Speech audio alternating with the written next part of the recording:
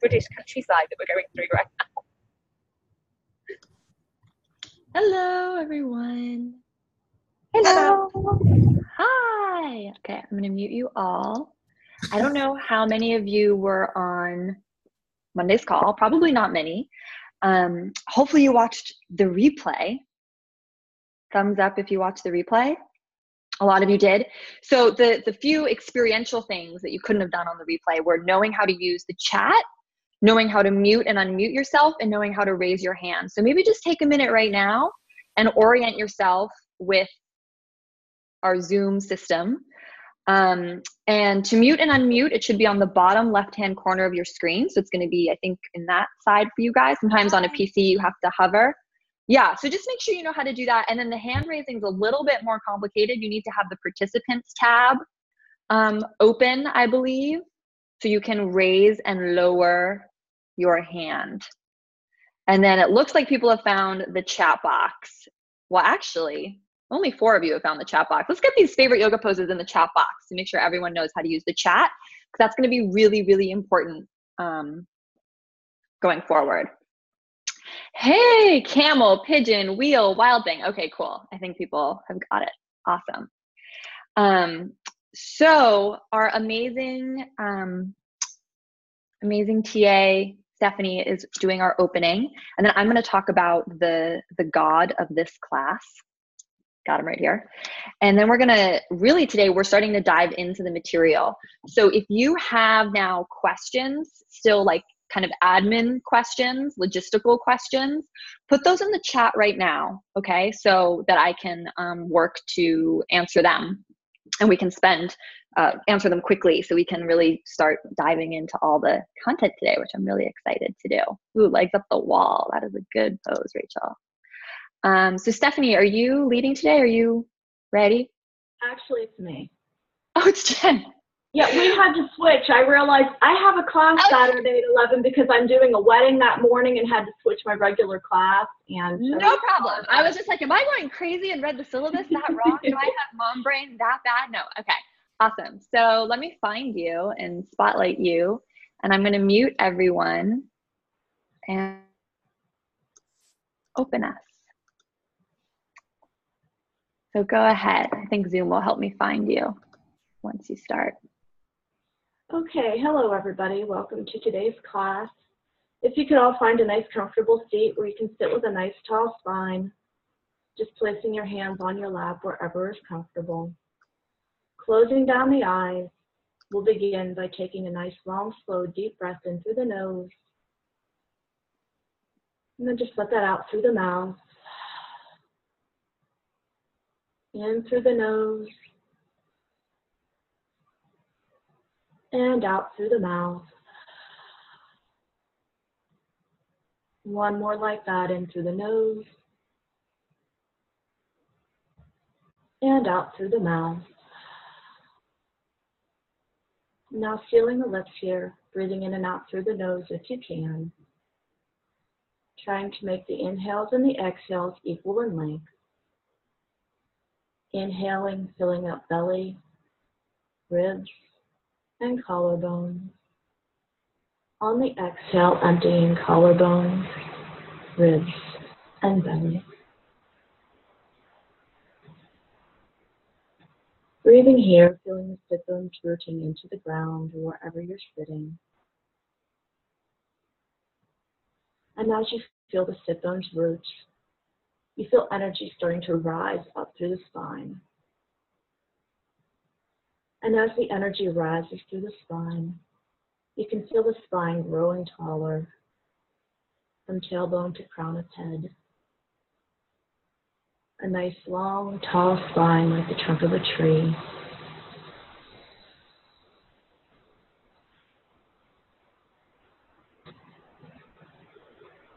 And as the energy rises up through your trunk, you feel branches coming from the trunk of your tree. And as those branches reach up toward the sky, you can start feeling energy coming into those branches.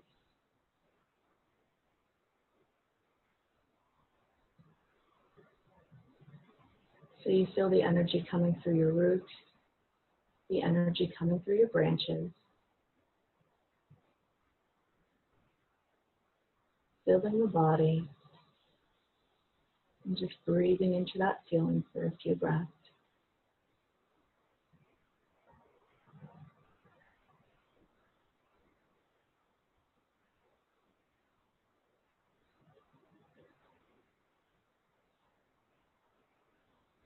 And as you breathe into that feeling, you start to notice that there's one certain point that the energy from above and below are coming together in your body.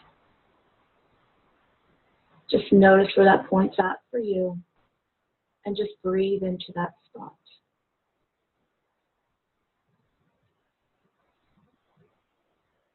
Feeling that one point of energy. And as you breathe into that spot now, you start to spread that energy throughout your whole body. And on the inhale, just breathing into that spot. And on the exhale, just spreading that energy throughout the whole body. Feeling it calming and grounding you.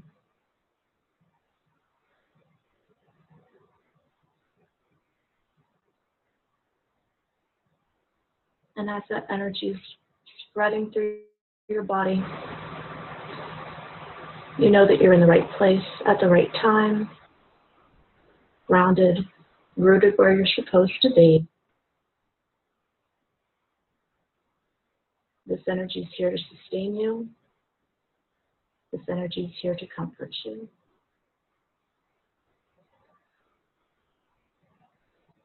We'll slowly bring our hands together from wherever they are, in front of our heart center. Just bathing in that energy, together.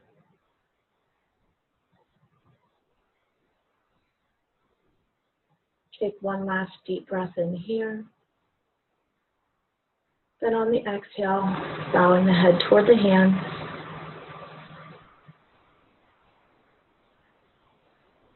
Just letting all that energy ground. Closing our meditation together. I say namaste. Thank you for meditating with me today, and I hope you have a wonderful rest of your day. And go ahead and blink the eyes open, coming back into your surroundings.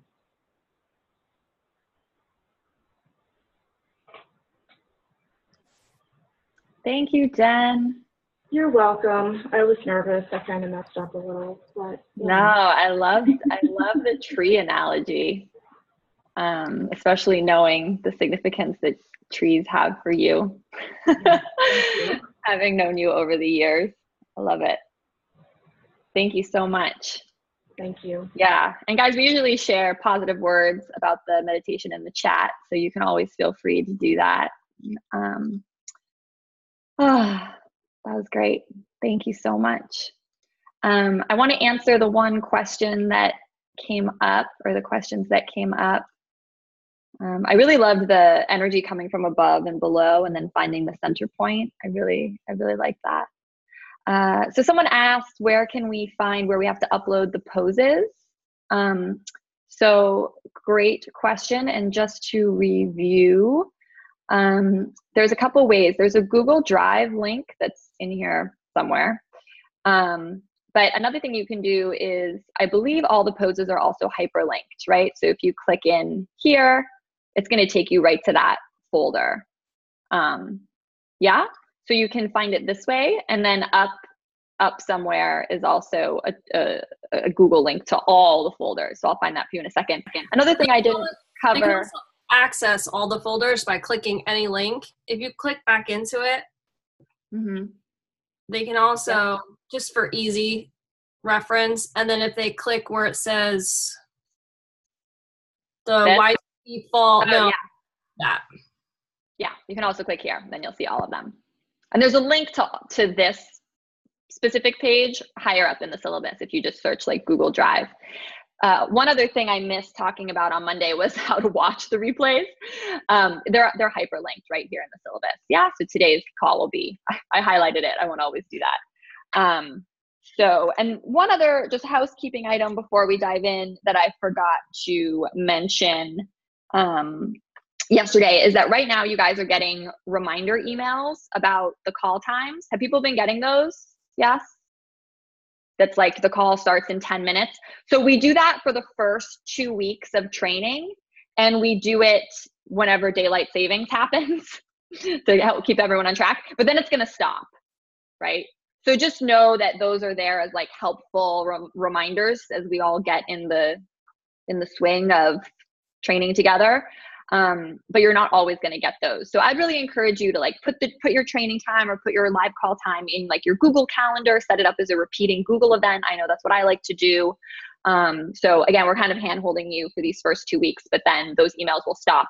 If you're not getting those emails, you're going to want to email in and also look in your spam, because that means that our email list for YTT means that like maybe you're not on it, or maybe you've unsubscribed or something happened. And we also send other important info and announcements through that same method. So if you haven't been getting the reminder emails, that's something you're going to want to first look in your spam, look in your junk, search for info at Brett Larkin, do all that good stuff. And then if you still can't find it, email us. And then Stephanie just reminded me to tell you guys, if you haven't joined the Facebook group and you have a Facebook account, and I know some people even open a Facebook account just to do this training, just to do the group, and I'd really encourage you to, because it's a really great resource. Join by Friday, because then we're like hiding it from the internet so no one else can find it or join it. So if you haven't yet done that, make sure to do that by Friday. And Lauren Lane, okay. Yes, we like to make you scroll through all the FAQ, so you have to keep reading it. But yes, we can also put a hot link at the top that'll take you down. Cool. So, and one other thing that I forgot to mention when I was talking on Monday about the difference between bridge and YTT. Bridge students, you don't have to do asana picks. If you want to, or there's certain poses you want to do, you can, but it's not required. So that's another difference. So, okay. So, Lou, we need to talk about Lou. Where did he go? Oh, here he is. So, if you saw Monday's call, every class sort of has a mascot / spiritual guide. And Wednesday's class is Lou. This is a Celtic sun god, usually celebrated at the harvest time. His name means the shining one. And I love this card, especially for YTT, because it's all about how through taking persistent action and positive thinking, it says, your dreams are manifesting into form. This is a time to stay persistent, Lou says. So, and it really is a good segue into what we're going to talk about today, because basically this card is all about taking action, right? Getting into action, overcoming procrastination, and sticking to your priorities and promises. It's also about chipping away at your dreams and desires with daily action steps. Whew, I love that. And it's also about staying positive and visualizing your dreams as already manifested and committing to your dreams for the long haul. So even if you're watching the replay and you're not on Wednesday's call, you're going to have moments like, hopefully you're excited right now.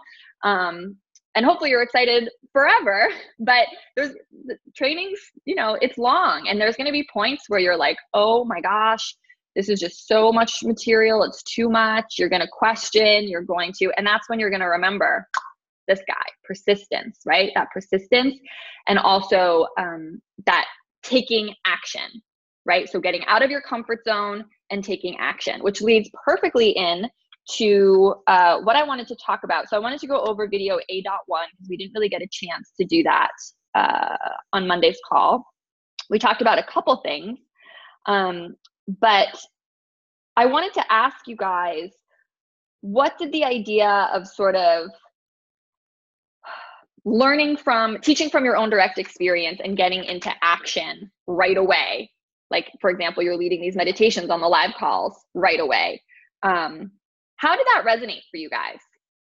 I'm curious to hear in the chat.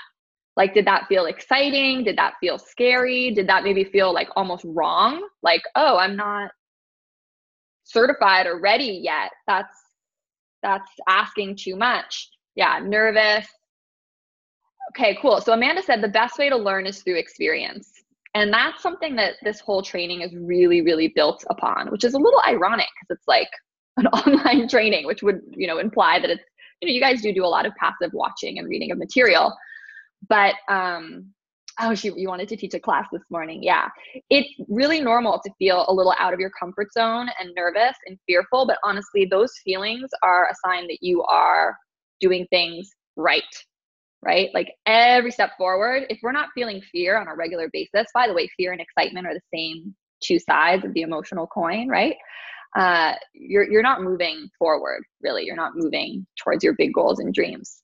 And when you teach, and I think a lot of people have this fear when they first start teaching yoga, like that they're a fraud, or if they don't have, all the material covered, or we haven't, covered the meditation module yet, like you're somehow a fraud if you are already teaching early. And what I really want everyone on this call to understand is that if you're teaching from your own direct experience, you're never a fraud, right?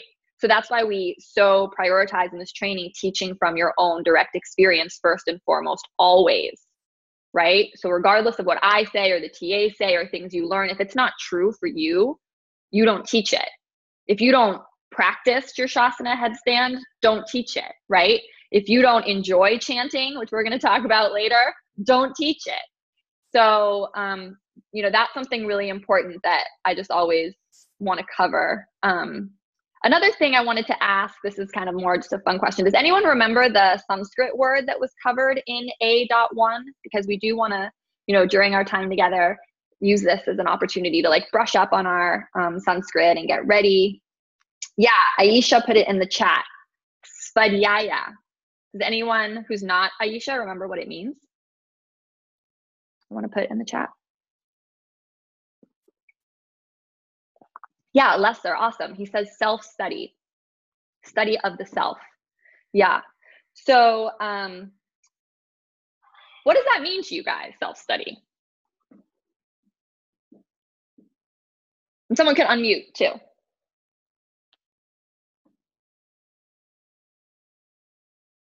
What does it mean? Hi. So to me, it's kind of a bit like reflecting also on your experiences and sharing this in a way. So through your practice, for me, it's a very meditative aspect. Even the physical practice, it focuses my mind. And yeah, I think it's listening to yourself and then sharing this in a way. Yeah. Yeah. Beautiful. I love it. A lot of times, Svadhyaya, so Svadhyaya you could translate literally as studying of, you could think of it as going deeper into the teachings, right? So reading books and, practicing really good studentship. But yeah, it's also exactly what Lester said. Thank you. And I also think of it as like the study of yourself. What's your default operating system, right? How do you default react in situations of stress or situations of overwhelm or situations of happiness, right? Maybe when you're always really happy, you always think something bad might happen next, right? So it's getting really aware of your own subconscious programming. And yoga is such a great tool to help us do that. So the more that you can dive into this study of the self throughout this training, almost like a personal development exercise, see what's triggering you, see what resonates with you, see how, you react when you feel overwhelmed by the content, which is normal and you will, it's just part of it. I think you can take a lot of really amazing lessons from the yoga training into the whole rest of your life, really, which I think is exciting. Okay, so I think we covered a lot of the other main points about this.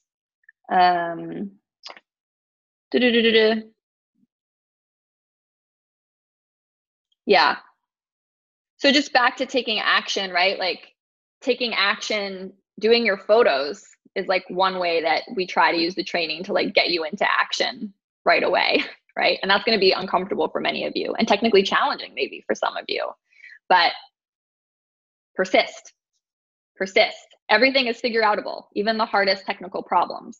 right? I think a lot of people assume with, you know, the way I've done everything, that's like I have some magic technical knowledge or, you know, someone working for me. I mean, I do now, but at the beginning, I figured out everything through trial and error, right? So I just had a higher pain threshold is how I like to describe it than other folks trying to figure out how to do stuff on YouTube and how to do stuff online, right? So it really is about that persistence. Okay, so we talked about teaching from your own direct experience and how you shouldn't teach something if it doesn't resonate with you. So I like to do this always on this call. I'd love to hear from someone. And okay, so first of all, everyone lower your hand. If it's, I'm just gonna lower everyone's hand. Yeah, so if you have your hand raised, lower it. And I'd love to hear from two people. One person who thinks they want to integrate chanting into their teaching, and someone who is pretty sure they're not going to integrate chanting into their teaching. And there's no right answer. It's just interesting to hear two different perspectives. Then I'm also going to talk deeper about pros and cons. So does anyone want to volunteer? Okay, so I have a couple volunteers. So let's hear from Jennifer Lawrence. I'm going to unmute you so you don't even have to, oh, you've already unmuted yourself. Whoop, perfect. Okay, so let's see what camp you're in. Yeah, I can. All right. I am definitely in the chanting camp. Okay. I work with kids, and I think any way to move energy is a great way to just, you know, to do the work that you need to do, whatever it is at that time. You know, we work a lot with emotional regulation and sensory regulation. And I think it's a great tool in addition to the asana. Awesome. So let's go into some of the pros before we hear from the opposing counsel. I really love the word that Jennifer used because she said tool, right? Chanting is a tool. We have a lot of tools available to us as yoga teachers. Dimming the lights in Shavasana, right? Lighting, that's a tool that we can use to help induce a sense of relaxation at the end of class, right? Physically demoing postures at the front of the room at key moments, right? So physical demonstration, that's another tool we have at our disposal, right? Our voice, cueing, probably our biggest tool. Using scents, oils, things like that, another tool. So chanting is really just a tool, just like all those other things are tools. So it's just a tool in your yoga teacher toolkit or basket that I like to think you're like virtually carrying around. And different tools are going to be appropriate at different times, and different tools are going to resonate with you as what you want to give as a teacher at different times, right? And that's fine. We're going to go over the benefits of chanting in a minute.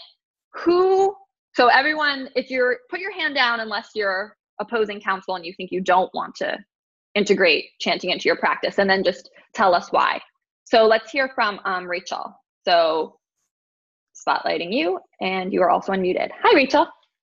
Hi, sorry, I'm trying to put my hand down and I can't. No problem. So let's hear from Amanda then.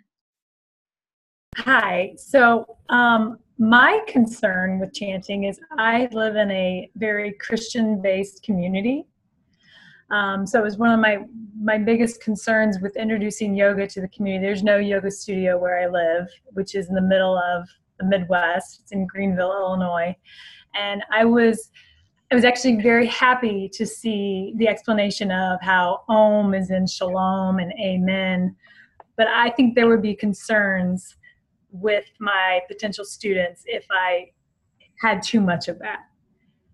Just because I have to be, I think, cognizant of that based on Hinduism. So that would be my only concern with, I don't plan to introduce it. Although I can say I don't do it in my private practice. My yoga studio I go to doesn't do it, but I did try it and I did like it. So you never know. But I would have to feel very comfortable with my students before I introduce that.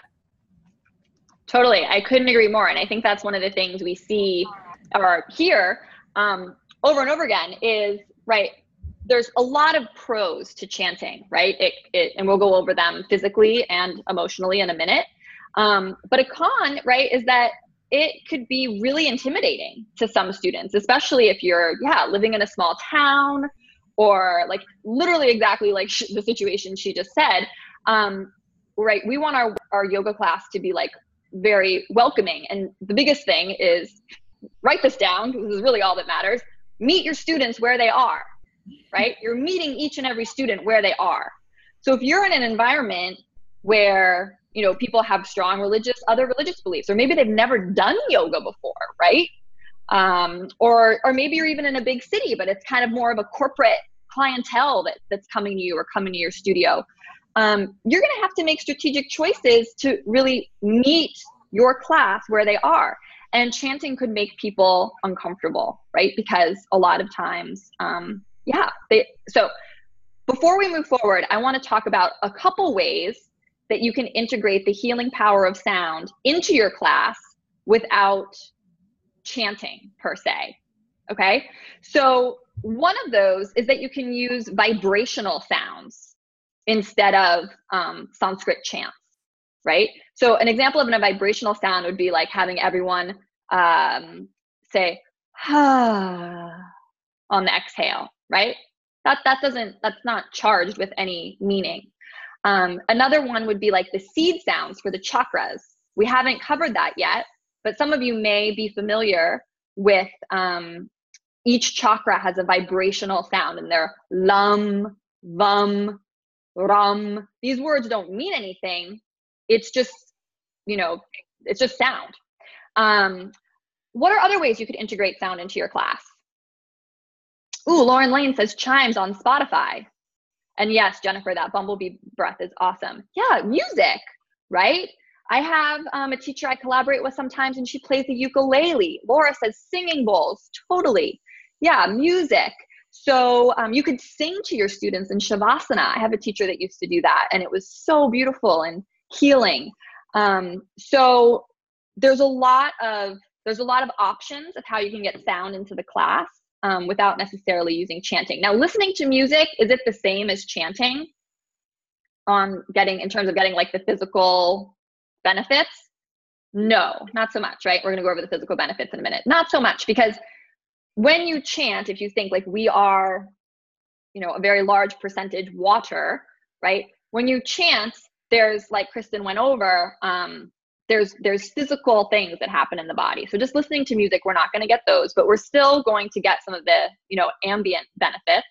But what's really cool is by using the seed symbols or the bumblebee breath, right? Like that, you can work chanting in a way that feels comfortable, maybe more comfortable and more accessible for people. Om, I like to think of it as like the child's pose of chanting, right? It's usually one that people are maybe more familiar with, right? So instead of Om, Om, Om, Ganapatiye Namah, or something like that, right? You can just start with a simple Om. Another thing you can do is teach a sea of Oms, right? So a sea of Oms is really nice at the end of class. It's where you just have everyone chant Om on repeat, right? So it's instead of one long Om, everyone just chants Om, Om, Om, and the whole room kind of vibrates, and it's really beautiful.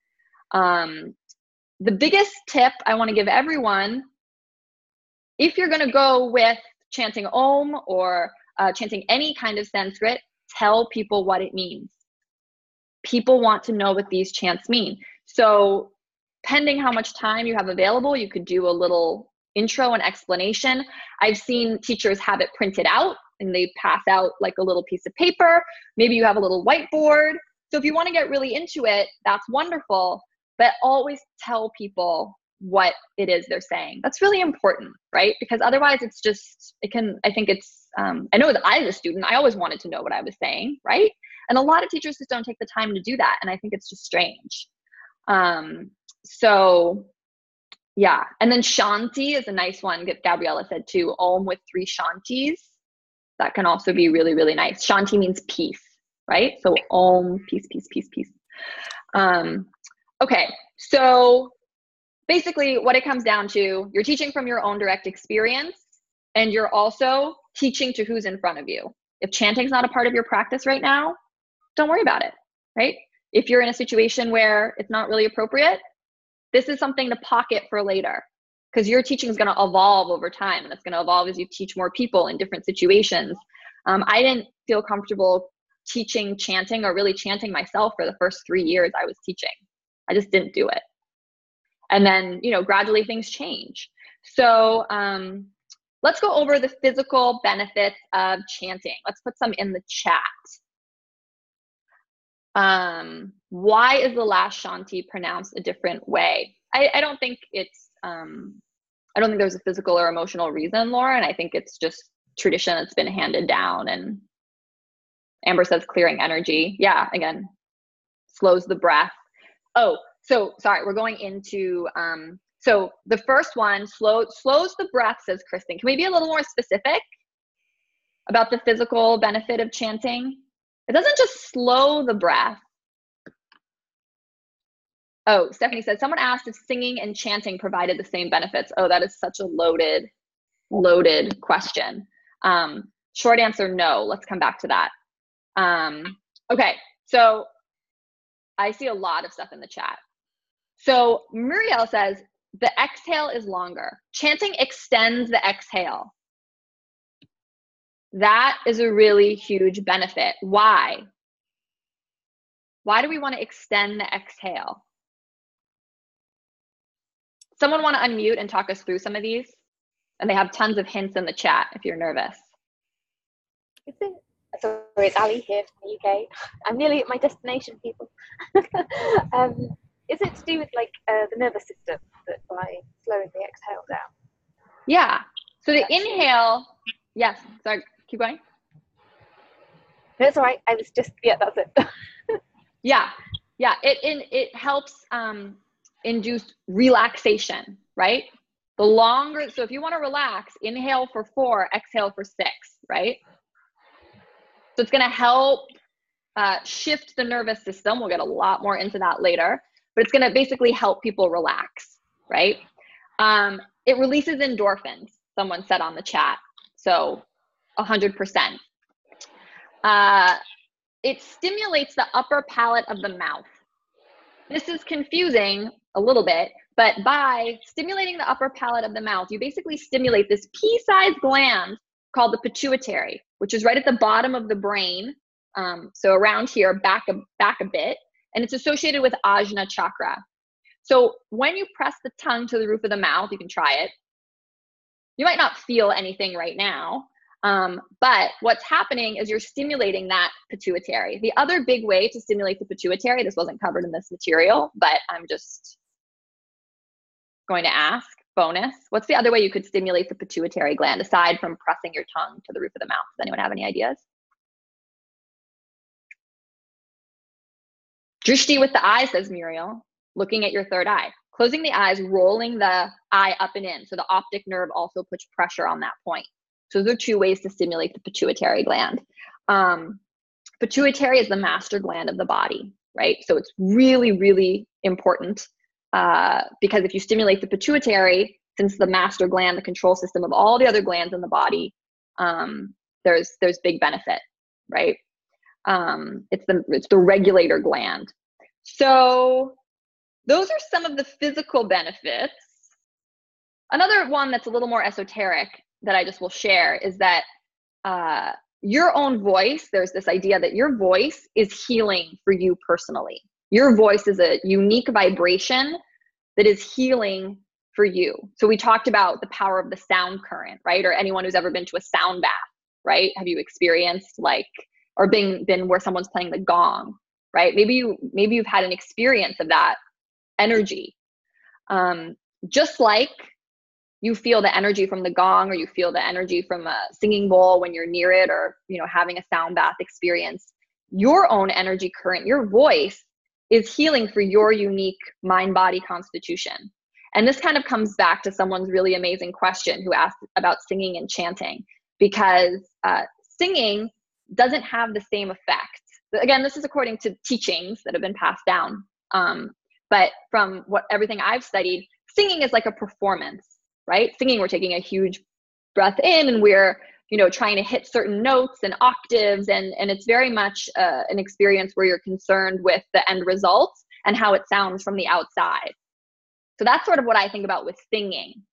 Now, I think you can devotionally sing for sure, but chanting is different because if we want to get into it, right, yoga is a science and chanting is a science. So we're going to learn more about Sanskrit later, but bottom line is that Sanskrit is a language that's actually designed to stimulate certain, because it's a sacred language, certain points in the mouth that have a calming effect on the body that helps release those endorphins and help you tap into that third eye center, that seat of intuition.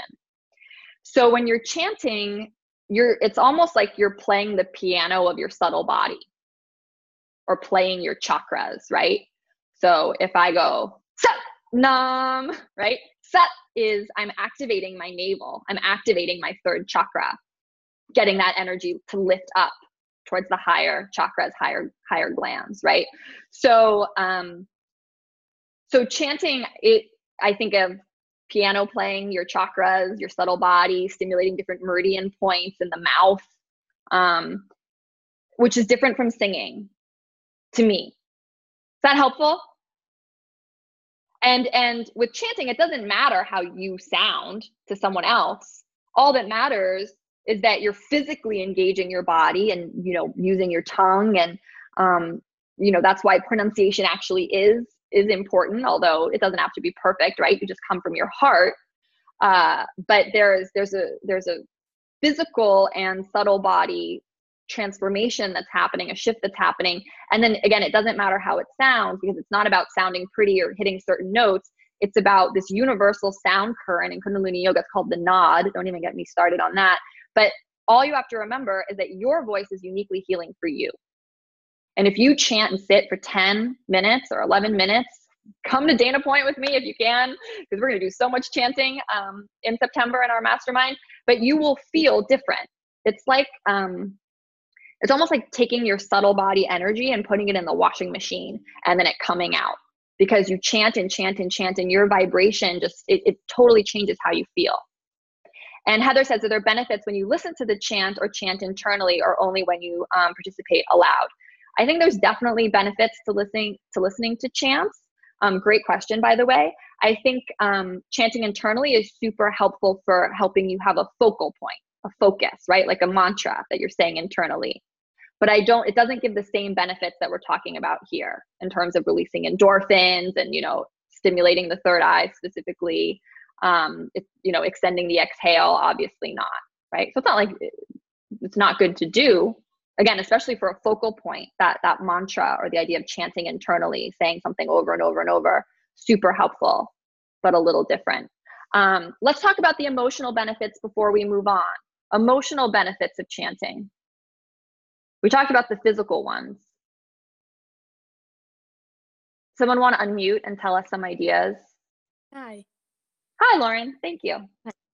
For me, I think chanting emotionally is just how it can bring a class together. I just remember this one particular class where there was nothing special, but we were all doing an Om, and I actually felt the vibrations of the room in the class. And I mean, a lot of the time yoga, the lights are dark, and, I'm concentrating on myself, and I like to practice with my eyes closed when I'm in a class now. But, that Om brings you together, and you realize that, you've got a lot of like-minded people all coming together, and I think that's quite special. Yeah, it really nicely said. For teachers, it's a great tool, right? Because it separates the outside world from class time, right? It helps shift the energy from everyone, putting down their cell phones and forgetting their work day. And it's almost like a container or an opening that helps shift the energy, right? Helps you transition from a state of doing, hopefully, from a state of being, or a state of outward focus. We spend most of our days outward focused. Once we get people in our yoga class, we're kind of trying to get them to shift gears and shift that focus inward. So chanting, whether it's at the beginning or the end, is just a really nice kind of bookend to help signify an opening and a closing in sort of like a ritualistic sense. And then 100%, just like Gloria saying in the chat, and she said as well, Lauren said as well, it brings people together, right? Uniting the voices is really powerful, creates that community energy. I'd also say an emotional benefit, which I kind of already touched on, is it helps everyone focus their energy. Focus their attention, right? So people sit down and they're very distracted, right? Their minds, they're probably still thinking about like what to have for dinner and that annoying thing their boss said at work. And once you chant, you have to focus on the words you're saying, right? So it also helps people's minds actually calm and slow down and have that point of focus. And then we already talked about the energy body, right? We are liquid. these sound currents vibrate us at a cellular level. Okay, beautiful. Let's keep going. Let's talk about B.1.2. Does someone want to, okay, so many ways that we can define the word yoga. Let's just put a bunch in the chat so we can see them all. And Tessa said she even felt it when Kristen chanted in the video. Yeah, 100%. Union, says Kristen Mason, is one definition. Michelle, inclusion. Muriel says she has to have a question about chanting. Put it in the chat or unmute and let us know. Aisha says to join, union with our true self. Yeah, so really literal definition would be like to yoke together, right? To bring together, to unite. Yeah, beautiful. These are all lovely. And then Kristen talked a little bit about bringing together, all the different parts of the body, bringing together the head and the heart, bringing together the logic and emotional side of our being, connecting with our true nature, for sure, connecting to something greater than ourselves. You can think of it connecting up that way, right? So there's no, one dictionary definition that we're all going to be able to agree on. Like, this is poetry, this is art, right? This is very much your own direct experience and what you want to share. So, okay, Muriel's asking a specific question. So let me answer that later in the Facebook group, because I might need to also look. I think she's asking about the specific translation of certain words. Okay, does anyone want to share their definition for Hatha Yoga Anusasunam?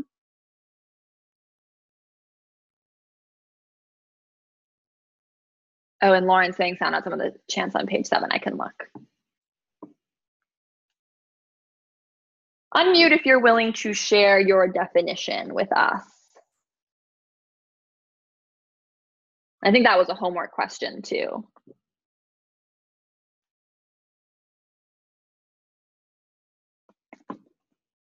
Hi. Hi.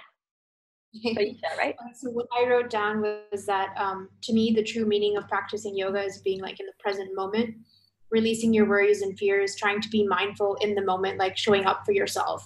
And in that, don't judge yourself if your mind wanders and if you don't focus on the pose or the breathing, and just being present however it may look or feel, trying and doing the best you can. Whew. It's a mouthful, but I love all of it. That's awesome. Yeah. So literal definition, right? And this is where it's important to understand, we're going to talk more about Sanskrit later, so I won't jump ahead, but literal definition would be like, now the exposition of yoga, right? That's like, we just wanted to keep it very simple, literal. But obviously, you can take it so much deeper, right? And the tantric definition that Kristen kind of offered us was like, only in the moment of now can yoga occur. Yoga is about being present, right? Yoga is about being in the now. So letting go of the future, projections, thinking, letting go of the past, worry. It's only in the moment of now can yoga occur. How do we get in touch with the moment of now? What's like one of our biggest tools? Probably the biggest tool to get in touch with the moment of now. Tessa got it. The breath, right? Perfect. Okay, let's talk about the femur bones that Kristen showed us. Hopefully everyone watched the video so they got to see those. Is binding appropriate or advantageous for all students? Who'd like to talk to us about this? Someone want to unmute? Ash, ooh, no. Can I talk? Perfect, please do. I don't think it's appropriate for everybody. I have a shoulder injury on my left shoulder, my left arm. So I used to be really flexible, and now I can't even, if I try and do a bind with that arm, it actually feels like my shoulder will come out of its socket. So I think if you have an injury, no. And also Kristen spoke about the femur length and how for some people it just doesn't work at all. So I definitely think if you can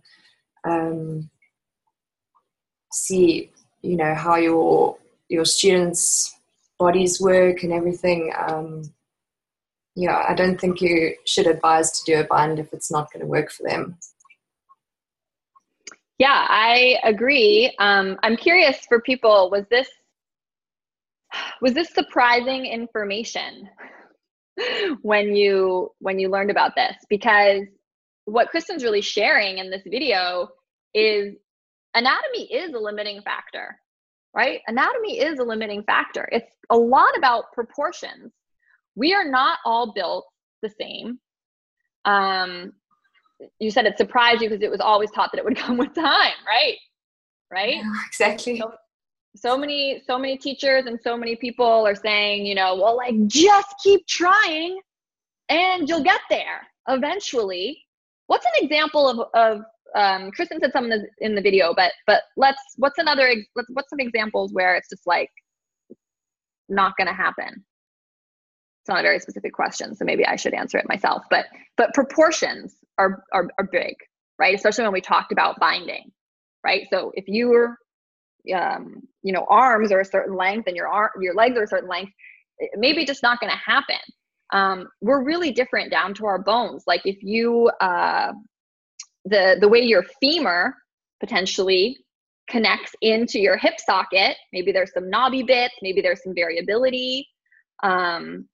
You might not have, great external rotation in your hips ever, no matter how much you do pigeon and no matter how much you stretch. You just might need to use props forever.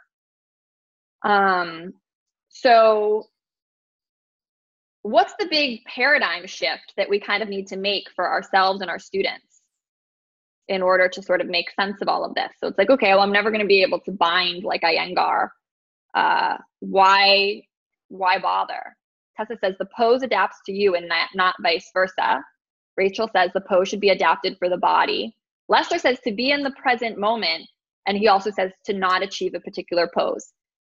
This is big. The pose is not the goal. The pose is not the goal, right? That is something that most of your students aren't going to understand. And maybe you don't understand, or maybe you don't agree with right now. And that's okay. That's okay. You don't have to agree. But what I'm going to invite you to explore in this training is that instead of everyone's body looking the same way or us all achieving, full bind in Warrior 2, can we go deeper and think about how can we help each individual person, each individual student find their bliss, find their joy in the pose by making the pose fit them instead of them having to fit the pose. Does that make sense? And what would that look like? What are some examples of how we know when a pose is working for someone? Like, what are we going after in the pose? Aisha says the presence inside the pose. Yeah, sorry, I interrupted someone.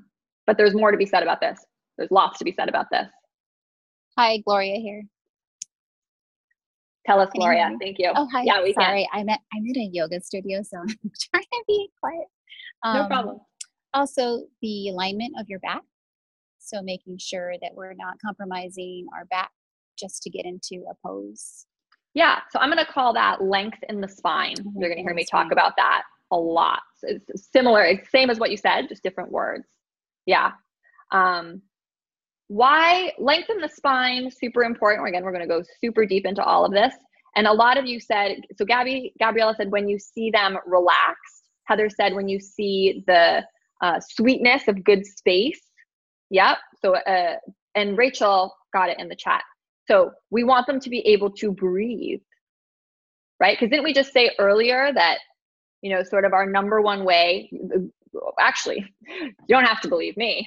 Patanjali said, right, in the quote we looked at, the sutra we looked at, only in the moment of now can yoga occur. Yoga is about being in the now. Our number one tool for being in the now is the breath. So if we're getting people into postures where they can't breathe very well because they're so constricted, because they're trying to bind or they're trying to do something that their anatomy down to their bones just doesn't really let them do, it's not advantageous for them to do, and their breathing's compromised. Actually, according to Patanjali, we're not doing yoga. That's not even me. That's the book, right? That's the Yoga Sutras. Because he's saying Yoga is about being in the moment of now. It's about finding presence in the body. I don't feel very present if I'm super uncomfortable, can't breathe, and why it's so important to have a long spine is so I can breathe, right? I can't take my fullest, deepest breath if I'm like. So I'm hoping that this can be like a guiding principle for us going forward. And this concept that anatomy is a limitation isn't discouraging to you or your students, because we can work towards our bind in, warrior 2 or side angle or whatever, and modify it to find our presence, our length, and know that the destination isn't the goal, right? That's what this is all really about. The destination's not the goal. They're going to get to do the crazy bind and headstand, and you're still going to have all the same issues and problems when you come out of it that you had before, right? It's just a physical achievement, and it takes a release of ego, says Heather. Yeah, it does. But that's ideally, or what I'm going to propose, that's what we want to be teaching. So my next question was, how do we solve for this as teachers? And I think we've talked about that. We make the presence inside the posture the goal instead of making the pose the goal, right? Presence, and that also includes self-acceptance of where you are right now. So one of the biggest things you'll see that you have to do as yoga teachers is encourage people not to push themselves too far, right? Because most people's tendency is going to be to push past that place of ease and sweet alignment where they can take a deep breath because they think they need to go farther. Okay. I think we kind of covered this, but did this shift your guys' sort of definition of what you think an advanced yoga practice is? What's an advanced yoga practice? Or what could be a new definition of an advanced yoga practice? Does someone want to share with us? And someone can also disagree. Again, this is the joy of live and groups. So working within your range. Yeah. So one could say that, so here's from Abby, or whoop, we have Rosa. Did you want to say something? Yeah, I was just going to say that. Yeah, please. Yeah, what you were saying about being advanced and what yoga really means is being able to take that presence beyond the mat and releasing the ego, so that when we are doing yoga on the mat, we aren't like so hard on ourselves. So that's, to me, that's advanced. That I'm already advancing through this, experience today, just finding, or through the, what we're learning. I think it's important for me to know that those poses are, that we can have these adaptations and not feel like we have to press forward to them. I think that's really important. Yeah, awesome. So advanced becomes more about our approach to the postures and our presence inside the postures than the physical postures, right? Because maybe we have someone doing something incredibly challenging, birds of paradise, let's say, but they're like they just are very physically strong. They're in birds of paradise, but they're thinking about grocery list, worries, taxes, right? They're not in the moment of now at all. They're in an amazingly physically strong posture, but is that posture serving them, right? Is it helping them come more into the present moment? Debatable. So, and let's see what people say in the chat. So Gabriella, oh, beautiful. Thank you. She said, advanced for me would be to know yourself. So that now we're coming back to that word that we talked about earlier, sadhyaya, which is this word's gonna keep popping up, right? Because if you're someone who's very physically able, let's say that doing some of these physical postures is quite easy for you, right? So you're just like in birds of paradise, you're like doing 50 chaturangas. What you might need, the challenge for you might be to do yin yoga, right? So knowing yourself is a huge part of this, knowing your range, knowing your limitations. For me, I often think, oh, well, what's advanced is when on a certain day that teacher might be like, okay, now go into wild thing. I can do wild thing, or even like full on into a back bend. But, you know, maybe I was carrying my baby a lot the day before and my low back's a little tweaky, right? It's a little tweaky. So knowing myself, I want to do wild thing in the back bend because I can, right? So I can. But in that specific moment, in that specific day, is that pose serving me? Is that pose serving my ease, my presence?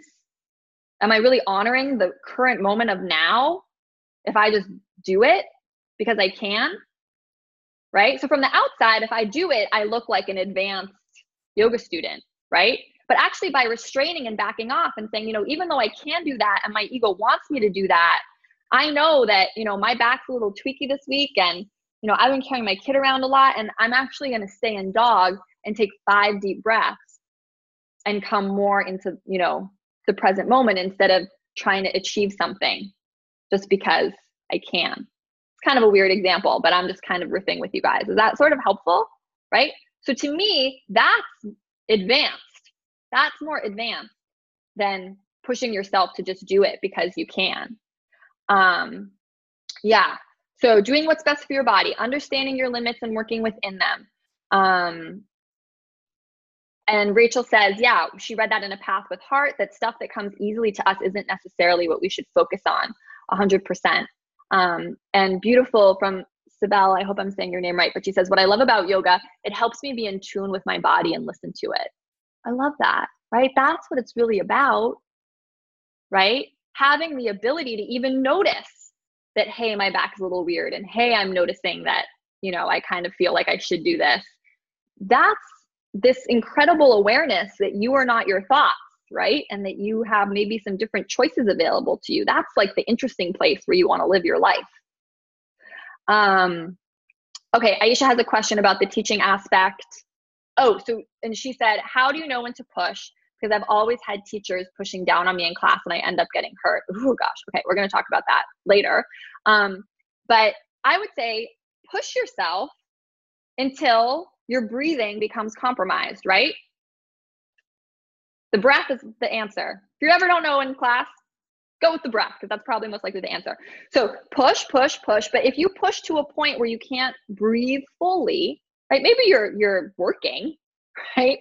But you're breathing so compromised that you can't take a really full inhale and exhale properly. That means you've pushed past where you want to be, if that's helpful.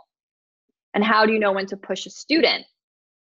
I would say let's not push our students. Most people don't need to be pushed. Most people need to be told that they're perfect just the way they are and that they need to relax and that the pose is not the goal.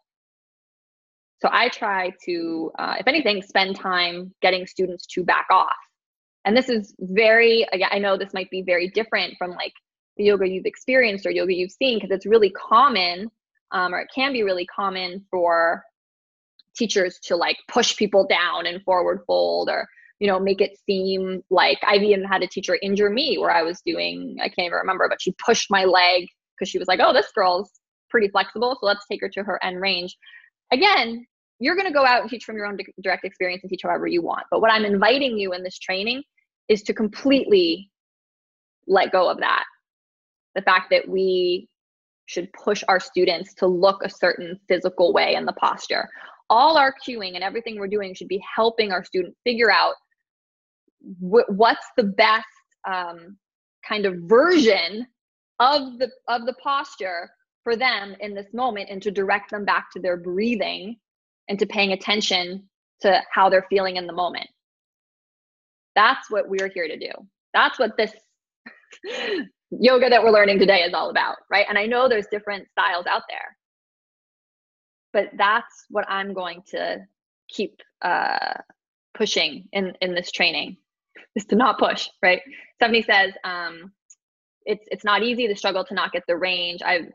You spend a lot of time aligning people. Yeah. So we're going to talk later, because I think, Aisha, there's a big difference between pushing our student into like their furthest end range and putting them into their own personal optimal alignment, right? That we want to spend a lot of time doing, right? We want to make sure they're safe.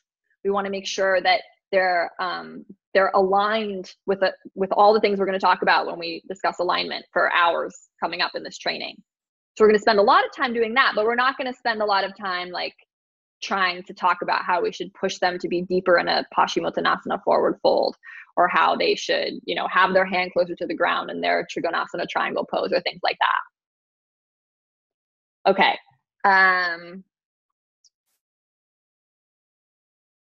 So Laura says, I once witnessed a teacher push so hard that it pulled a student's shoulder. Oh, yeah, no pushing. And Sibel says, yeah. Anything people want to say or share before we split into our Jetta groups? Stephanie, is your hand raised? About anything we discussed today? No, chat. Okay. Yeah, and Sibel says there are also people with PTSD and other trauma where it might be uncomfortable for them to be touched. Yeah, we're going to go a lot more into, we have hours of hands-on adjustments tutorials in this training. We're going to go very deep into permission to touch, whether you even want to touch, you know, so this is really just the beginning. For now, unless someone wants to unmute and share anything with us, we don't have a closing meditation because we're just at the start. Normally we would. We're going to split you guys into your jettas. And yeah, for this, for these jettas, it's the same as Monday. You guys are just going to introduce yourselves to one another. And I can go over what you guys are going to say to each other. I have it written down. You're going to say your name. You're going to say where you're from, a little bit about yourself. So, you know, do you have a full-time job? Are you already teaching yoga? Do you travel for work? Are you married? Do you have kids? Just whatever you want to share, so we can get to know you. What you're most excited about in terms of the training, what you're most nervous about, and then you can also share your favorite yoga pose. Okay? So normally we leave you in jettas to just talk for as long as you want. Because this is the first week, I'm going to bring everyone back together to close. So what's going to happen, you know, Stephanie and Jen and the TAs and I will pop around. If this is not your regular call time, you can feel free to jump off right now. Otherwise, you definitely want to stick around, and I would encourage you to stick around no matter what, so you all can kind of get to know each other. So how do we set up the regular call time? Okay, so watch Monday's replay, and there's a spreadsheet that has your call time. And if you didn't set it up, the TAs can help you. If you didn't choose a call time, we did for you. Basically, we got you. But we want to make sure it's the right one. And yeah, you can always attend even when it's not your quote unquote regular call time. Okay, so drop off if you're not joining for jettas. Otherwise, I'm splitting everyone into rooms right now. You're gonna hop in there. Oh yeah. Can I just chime in quick about that? Like, if you're scheduled for a Saturday meditation, that's kind of when you have to be on for that Saturday, unless you can get somebody to switch for you. That's the most frequent question that we're getting emailed and private message. So I just wanted to reiterate that if you hadn't picked your day by August 10th, Jenna assigned it to you. And if you can't make it on that day, then you have to find somebody to switch with you. Yeah, and with every class, we never know. Like, we've had classes where Saturday was the popular call time. With you guys, for whatever reason, it's Monday that everyone seems to want. So we try to do the best we can, and we appreciate your flexibility as well. Okay, hop into your rooms. You should see a little join button or something should be popping up for you. And I'm going to run into the rooms to talk to you guys, and so are the TAs. And hopefully you have your marching orders. I'm just making sure everyone can get in. If you just want to hit that join button, I'm going to pause the recording.